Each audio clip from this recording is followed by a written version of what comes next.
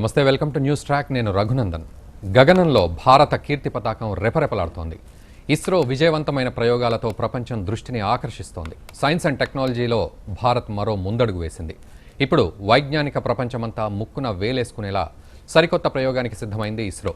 ఫిబ్రవరి మొదటి వారంలో ఒకేసారి 103 ఉపగ్రహాలను ఒకే రాకెట్తో తీసుకెళ్లి అంతరిక్షంలో ప్రవేశపెట్టనుంది. వీటిలో అమెరికా, జర్మనీ దేశాలకు చెందిన పలు శాటిలైట్స్ ఉన్నాయి. దీంతో ఇస్రో చరిత్రలో మరో అరుదైన అద్భుతమైన మైలురాయిని చేరుకునే దిశగా వేగంగా అడుగులు వేస్తోంది. సైన్స్ అండ్ టెక్నాలజీలో భారత్ మరో ముందడుగు వేసింది. ప్రపంచమంతా ఆశ్చర్యపోయేలా సరికొత్త ప్రయోగానికి సిద్ధమైంది ఇస్రో.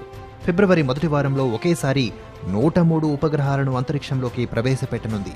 వీటిలో అమెరికా, జర్మనీ దేశాలకు చెందిన ఉపగ్రహాలు కూడా ఉన్నాయి. ఇస్రో ఒకేసారి 103 ఉపగ్రహాలను ప్రయోగించి సరికొత్త చరిత్ర సృష్టించేందుకు సిద్ధమైంది. Polar satellite launch vehicle C-37 ద్వారా ఫిబ్రవరి మొదటి వారంలో ఏకకాలంలో 103 శాటిలైట్స్ ను ప్రయోగించనున్నారు. ఇస్రో ప్రయోగించనున్న ఉపగ్రహాల్లో అమెరికా, జర్మనీ సహా పలు విదేశాలకు చెందిన 100కు పైగా శాటిలైట్స్ ఉన్నాయి. ఇస్రోలోని liquid propulsion systems director S Somanath ఈ విషయాన్ని తెలియజేస్తూ ఏకకాలంలో 100కు పైగా ఉపగ్రహాలను ప్రయోగించడం ద్వారా సెంచరీ కొట్టబోతున్నామని తెలిపారు. ముందుగా ఇస్రో ప్లాన్ చేసిన ప్రకారం జనవరి చివరి వారంలో 83 ఉపగ్రహాలను ప్రయోగించాల్సి ఉంది. వీటిలో 80 ఉపగ్రహాలు విదేశాలకు చెందినవే. అయితే మరో 20 విదేశీ శాటిలైట్స్ వచ్చి చేరడంతో ఫిబ్రవరి మొదటి వారంలో ఒకేసారి ఈ ఉపగ్రహాల ప్రయోగం చేపడుతున్నట్లు సోమనాథ్ చెప్పారు.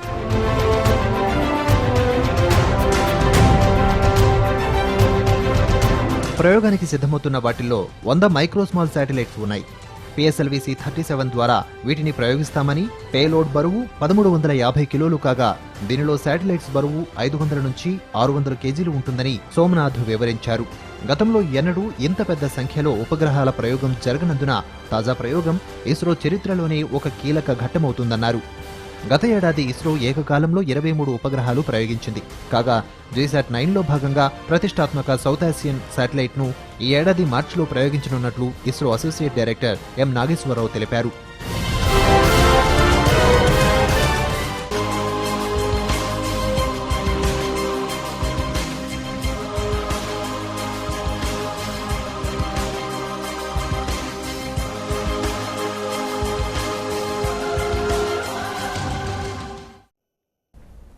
ఇక ఇస్రో కిరీటంలో మరో కలికితురాయి చేరబోతోంది. ఇక ఒకటి కాదు, రెండు కాదు, 103 శాటిలైట్స్ని PSLV C-37 ద్వారా అంతరిక్షంలోకి పంపుతోంది ఇస్రో. ఇది ప్రపంచవ్యాప్తంగా కూడా ఏ దేశం ఈ సాహసం చేయలేదు ఇప్పటి వరకు. పూర్తిగా 100% సక్సెస్ రేషియోతో ఇస్రో దూసుకుపోతోంది. భారతదేశానికే గర్వకారణంగా నిలుస్తోంది. ఇదే అంశంపై చర్చించడానికి మనతో పాటు ఈరోజు స్టూడియోస్లో ఉన్నారు శాంతి స్వరూప్ గారు, PSI member, StudSat team member, PhD scholar, IIT Hyderabad, and N Raghunandan Kumar గారు ఉన్నారు, director and founder secretary, planetary society of India నుంచి. తర్వాత SN రెడ్డి గారు ఉన్నారు, coordinator, government of India national children science congress. So మీ ముగ్గురికి కూడా వెల్కమ్ టు భారత్ టుడే అండి.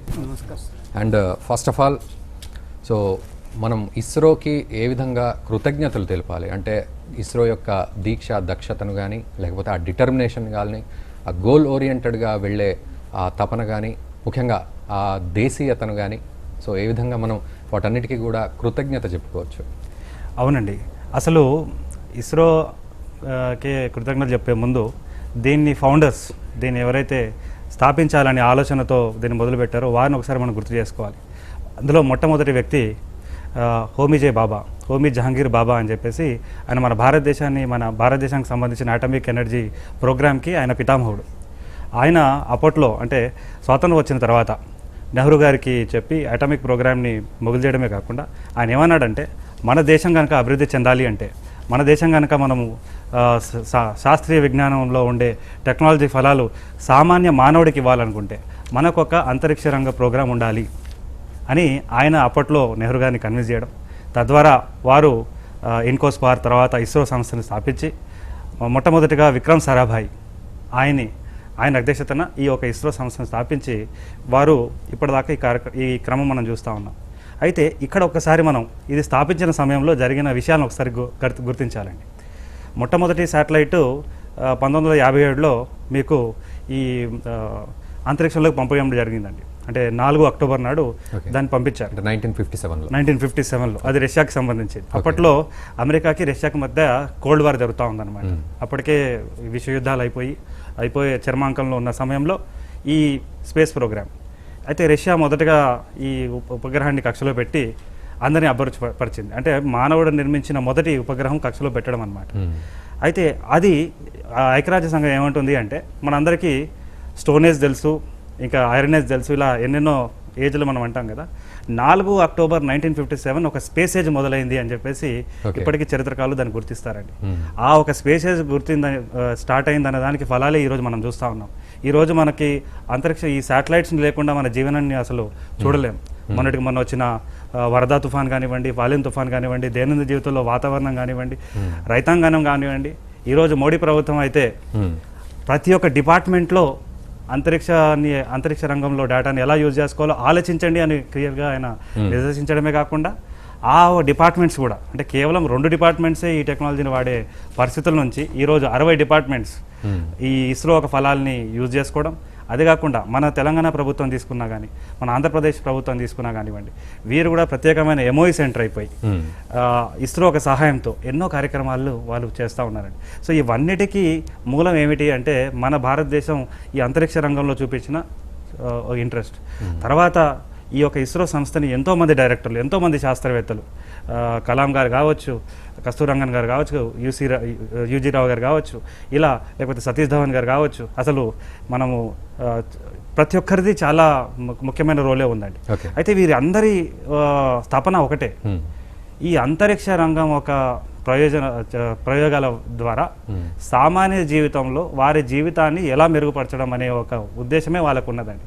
కానీ అదే మీరు అమెరికా, రష్యా చూస్తే ఒకరినొకరు ఎలా బీట్ చేయాలి, అంతరిక్షంలో శాటిలైట్ పెట్టి అందులో బాంబ్స్ని ఫిట్ చేసి ఏదైనా దేశాన్ని టప్పున దాన్ని పేల్చేద్దామనే, అంటే అంతరిక్షాన్ని కూడా మిలిటరైజ్ చేద్దాం అనుకునే ప్రయత్నంలో వాళ్ళు మొదలు పెడితే సామాన్య మానవుడి జీవితంలో వారికి ఎలా ఉపయోగం చేయాలనే ఆలోచన మనం మొదలుపెట్టి ఈరోజు ఆ దేశాలకు సరసన మనం నిలబడమే కాకుండా జపాన్, చైనా లాంటి దేశాలు చేయని మిషన్స్, అంటే ఆ మంగళ్యానికి కుజగ్రహానికి మనం ఒక ప్రయోగం పంపించామండి ఆ మధ్యన.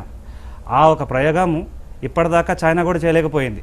ఇప్పుడు కూడా జపాన్ కూడా వాళ్ళు ఒక మిషన్ పంపించారు అంగారగ్రహం మీద పరిశోధన చేయడానికి. అది మధ్యధారిలో దాని ఇంధనం అయిపోయి అది విఫలం చెందింది.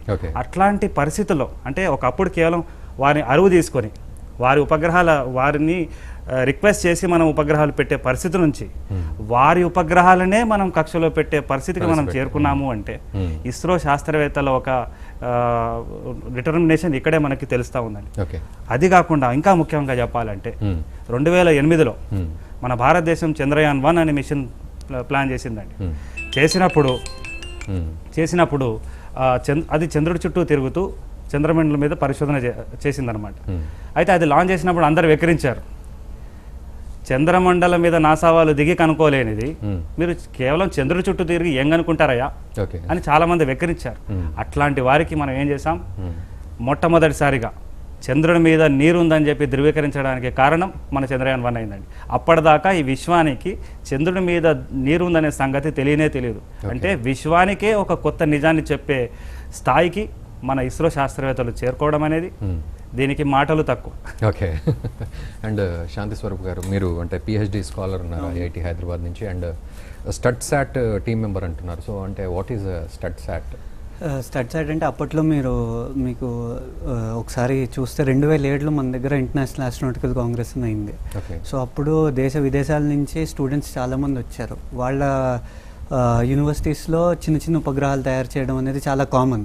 అప్పటికే చాలామంది చేశారు. కానీ ఇండియా నుంచి అప్పటికి ఏమీ లేదు.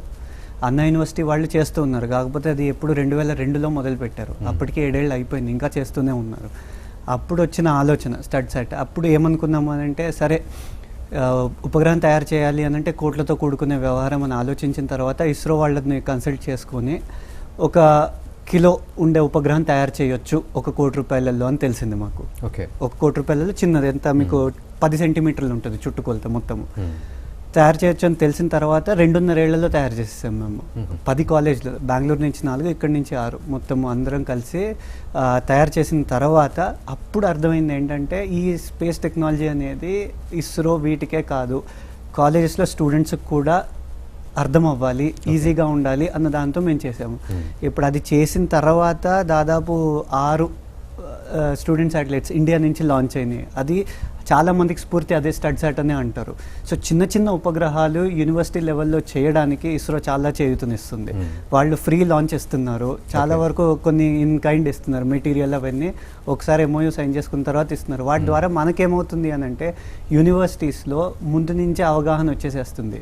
ఇప్పుడు మీరు US కానీ యూరోప్ కానీ చూస్తే అక్కడ బ్యాచిలర్స్ ఇంజనీరింగ్ నుంచే స్టార్ట్ చేస్తారు. డీటెయిల్స్ అంటే లాటర్ మళ్ళీ మనం దాని డీటెయిల్స్ మాట్లాడదాం. బట్ ఇప్పుడు ప్రస్తుతానికైతే మన ప్రేక్షకులకు అర్థం కావడానికి ఈ విషయం ఏంటంటే అండి, ఇస్రో తన పను తను చేసుకుంటూ దేశ ప్రయోజనాలని ముందు పెట్టుకున్నప్పటికి కూడాను రేపటి శాస్త్రవేత్తలను తయారు చేసే ఉద్దేశంతో ఇంజనీరింగ్ స్టూడెంట్స్ అంటే అప్పటికి శాంతి స్వరూప్ నన్ను మొదటిసారి కలిసినప్పటికి అప్పుడు స్కూల్లో ఉన్నాడు, తర్వాత ఇంజనీరింగ్ కాలేజీలో ఉన్నాడు. ఇంజనీరింగ్ ఫస్ట్ ఇయర్లో ఉన్నప్పుడు ఇస్రో ఒక అవకాశం ఇచ్చింది విద్యార్థులకు, అప్పట్లో కొత్తగా ఇచ్చింది అనమాట. ఆ అవకాశాన్ని అందిపుచ్చుకొని వీరు ఒక ఉపగ్రహాన్ని తయారు చేసి దాని పేరు స్టడ్సాట్ అండి. ఇప్పుడు కూడా ఎవరైనా ఇంటర్నెట్లో వెలిగితే దాని గురించి తెలుసుకోవచ్చు. అది ఇండియాస్ ఫస్ట్ పికో శాటిలైట్ అనమాట. అట్లాంటి ఉపగ్రహాన్ని తయారు చేసే అవకాశం విద్యార్థులకి అప్పుడు ఇచ్చింది, ఇప్పుడు కూడా ఇస్తుందండి.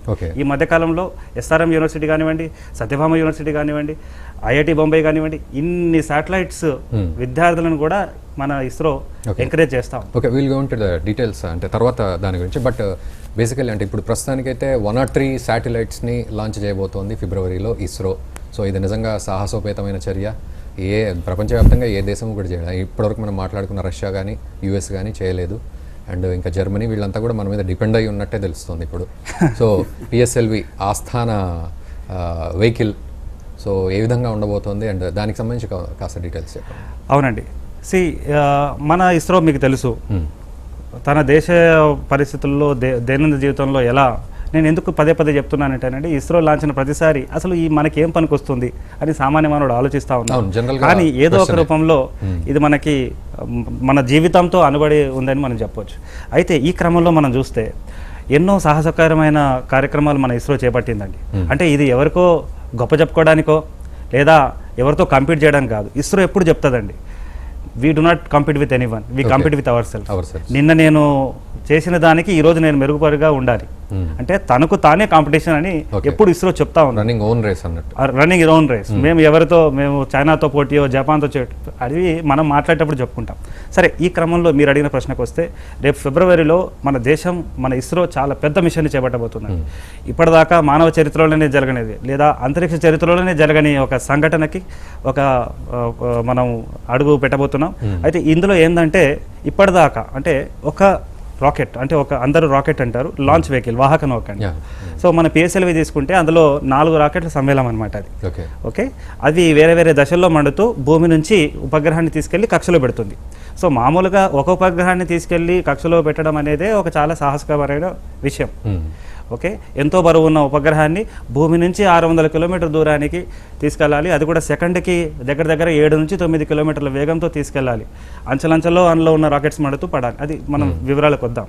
అయితే ఇప్పటిదాకా అలా చూసినట్లయితే నాసా వాళ్ళు ఒక లాంచ్ వెహికల్ ద్వారా, ఒక వాహక నౌక ద్వారా 29 ఉపగ్రహాలను పంపించారండి. అదేవిధంగా రష్యా మనం తీసుకుంటే ఇప్పటిదాకా ఒకటే లాంచ్ వెహికల్ ద్వారా ఒకే సింగిల్ షాట్లో ఇప్పుడు మనం చూస్తున్నాం స్క్రీన్లో, దాని ద్వారా 37 ఉపగ్రహాలని కక్షలో పెట్టారు. 37. సో దీనికి అనుగుణంగానే మన భారతదేశం ఏం చేసింది, పోయిన సంవత్సరం 2016లో ఒక ఉపగ్రహం ద్వారా 20 ఉపగ్రహాలని ఒక లాంచ్ వెహికల్ ద్వారా 20 ఉపగ్రహాలని కక్షలో పెట్టమని చేశారు. సో ఇప్పటిదాకా రికార్డ్ ఏంటంటే 37 ఉపగ్రహాలని కక్షలో పెట్టడం అనేది రష్యా చేసింది. సో ఎవరైనా రికార్డ్ బ్రేక్ చేయాలి అనుకుంటే ఏమనుకుంటారండి, 38 చేస్తారు లేదా 50 చేస్తారు, 60 చేస్తారు, 70, 80 చేయవచ్చు. మొదట్లో 83 అని కూడా అనుకున్నారు. అట్లాంటిది మన భారతదేశం అసలు 2 రోజుల క్రితం వరకు కూడాను వార్త ఏమిటంటే ఈ నెలాఖరిలో 83 ఉపగ్రహాలని మన ఇస్రో కక్షలో పెట్టబోతుందని చెప్పి ఈ విషయంలో పార్లమెంట్లో doctor Jitender Singh, minister for personnel and PG and pensions, ఆయన క్వశ్చన్ నంబర్ 2322 అనే క్వశ్చన్కి ఆన్సర్ ఇస్తూ లోక్సభ సముఖంగా అంటే ఇది వార్తలు వస్తుంది, ఇది ఎంతవరకు నిజమని ప్రశ్న వేస్తే అవునండి 82 ఉపగ్రహాలను మనం కక్షలో పెడుతున్నాం, జనవరిలో పెడుతున్నాం అని చెప్పి ఆయన వివరించడం జరిగిందండి. సో 83 ఉపగ్రహాలని ఈ నెలాఖరులో చేద్దామని అనుకున్నారండి. కానీ అంతలోగా ఏమైందంటే ఇంకా ఒక 20 ఉపగ్రహాలు ఈ లిస్టులోకి జాయిన్ అవ్వడం వల్ల ఈ డిలే అయ్యి ఇప్పుడు మన ఇస్రో సెంచరీ కొట్టబోతోంది. ఓకే, అంటే దీన్ని ఇంకా సింపుల్గా అర్థం చేసుకోవాలి. సెంచరీకి ఇంకా 3 బోనస్ తగులుతుంది. 3 బోనస్లు మళ్ళీ. ఓకే, దీన్ని ఎలా అర్థం చేసుకోవాలి అంటే 1994 నుంచి మొన్న 7th డిసెంబర్ 2016 వరకు దగ్గరగా 123 ఉపగ్రహాలని ఇన్ని సంవత్సరాల్లో పంపించిందండి ఇస్రో కక్షలోకి పిఎస్ఎల్వి ద్వారా.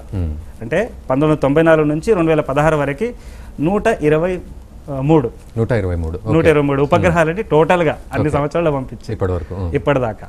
అట్లాంటిది ఫిబ్రవరి మొదటి వారంలో ఒక సింగిల్ లాంచ్ వెహికల్ ద్వారా 103 పంపడం అనేది నా భూతోన భవిష్యత్తు. సో మొత్తం కలిపి 226 అవుతాయి ఇంకా మన లెక్క ప్రకారం. ఇన్ని ఉపగ్రహాలని ఒకే లాంచ్ వెహికల్ ద్వారా ఇంతవరకు ఏ దేశం కూడా అటెంప్ట్ చేయలేదు. రష్యా తెలుసు మీకు ఎంత అడ్వాన్స్గా ఉంటారు, నాసా తెలుసు మీకు. అట్లాంటి రష్యానే 37 ఉపగ్రహాలని ఒక లాంచ్ వెహికల్ ద్వారా పంపడం అనేది ఒక చరిత్ర అయితే, చరిత్రనే తిరిగి రాస్తుందని చెప్పే ప్రయత్నం. అంటే ఇక్కడ మనం ఒకటి అర్థం చేసుకోవాలి, ఇలా ఇస్రో ఇది చేస్తుందంటే ఎలా చేస్తుందంటే శాస్త్రవేత్తల వల్ల. ఈ శాస్త్రవేత్తలు ఎవరు? మన భారతీయులు.